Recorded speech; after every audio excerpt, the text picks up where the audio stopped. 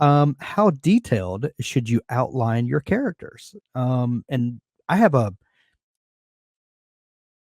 I may have an interesting take on this, but I'm gonna Ooh, let you go first, Doug. So, okay, cool. it's not really an interesting take, but I'll tell you how my thoughts on this have evolved.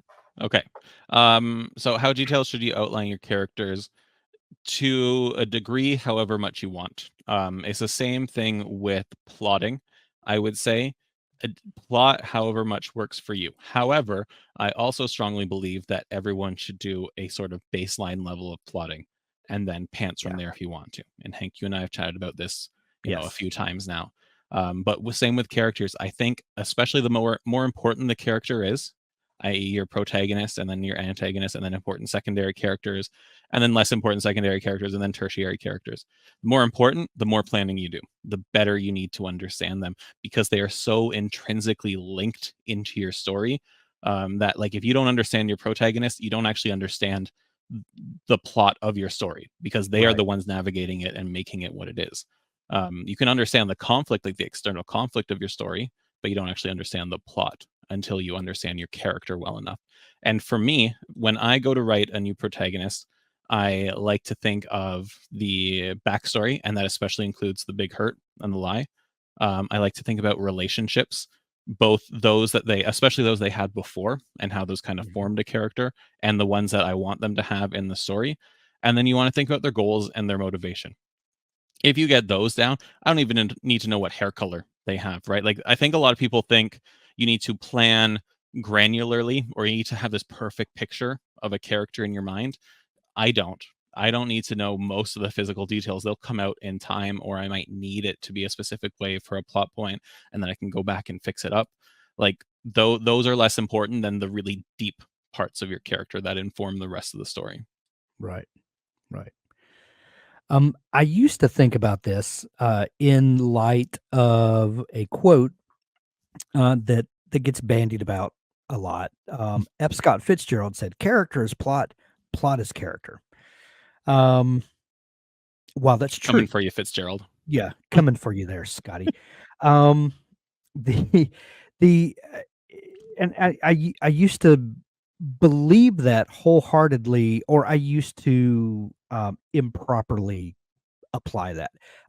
In my mind, I thought that meant that the characters will reveal themselves in the storytelling, and when they reveal themselves, that will drive the story. Um, and what happens is a lot of times that that is true. As you discover more about your character, the choices they make will cause the story to turn and to go places that you couldn't originally imagine. The problem with that is your characters can be schizophrenic, and your story will go places that are just irredeemable at some Hmm. point. You just wind up out in a pasture somewhere, and there's nothing to be done. So what I like to do is, and we've talked about this before, is to develop that framework for the story where I know where I'm ultimately going. I know some places along the way that I know how the route is going to go, and then I allow the characters to be themselves along the way, so that helps bring intrigue and mystery and different things along the way, while maintaining the ultimate story arc that I've already laid out. That allows me the freedom to zig and zag and still wind up at the destination that I knew from the beginning. And that keeps me from winding up way over in left field somewhere, that having nothing to do with the what the story is about. So I say, know something about your characters from the beginning, know their motivation, know what the big hurt is in their past that might be driving them, or know a big hurt that's laying waiting for them inside your story that you're driving them toward.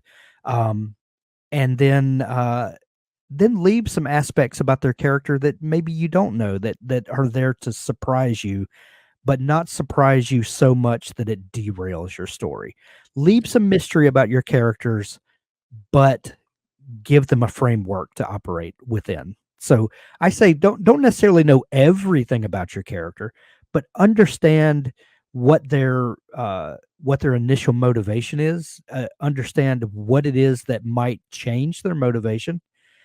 Understand um, uh, maybe what they care about in the world and what is lying ahead for them that might be a hindrance to that desire, and then operate within that framework. Yeah. I want to point out we always say that I write the depressing stories and the dark stories, but when I advocate for the trauma coming before the story and you advocate towards pushing them towards their most traumatic event, who is the villain now, Hank? Uh, No, um, no, you you have characters that are looking for therapy for their problems. I'm just looking to maim characters. there's no therapy that will be enough for some of my characters. It's Right. horrific. So Therapy I and know. prosthetics. Yeah. I know you've heard this before, and Yeah. folks like TW might have heard it before too. But when I was writing my second book, my character, one of my big characters, got so off the rails and brought us to a place that I hated so much I had to scrap tens of thousands of words Oh, and go back and rewrite. no. It's a Oh. painful process, and that was such a good lesson, though, in that I really Mm. want to understand why my character thinks the way they do, and like what they want, and how to navigate their emotions better, because ultimately it is their emotions that guide how they operate. And I Mhm. let this character stray way too far into edgy, depressing territory, and I needed them to be different, right? I need to rein them back, but by the time I realized it, we were too far gone, or we were too far off the path. So that's why I had to bring it back and redo it. So Let me yeah, ask you this, did yeah, in that it when you do a massive rewrite like that, and mhm. I've never had a story that required me scrapping a character and completely rebuilding. Now, You I've don't had need to brag stories that about I it. That's cool. well, I no, I've had stories that I just scrapped and Yeah. just went and wrote something else. I've just never, like, had one that I wanted to salvage so bad that I, Mhm. did that. Um, did I'm assuming that in the beginning, that felt like a gut punch to have to do that. Yeah. But I'm assuming that at some point that turned around and you actually got excited about where the Yes. character was going? And what was that turning point for you? That's a good question. I think the exciting part probably came when I realized I didn't like it. I backtracked to a point where I thought, okay, this is probably the catalyst to where they started deviating. Mhm, Let's understand them better and let's write forward from here. And then I probably write a good number of scenes, maybe like a few chapters with them, because it wasn't the protagonist, right? It was a secondary character. But I got to a point where they were making decisions that were not only opposite of what they had before, but were mhm, having meaningful impact on the plot, that I was going to be writing in the future. Because it was a little parallel to the main plot. And so their decisions were a little on their own until our main character got to them.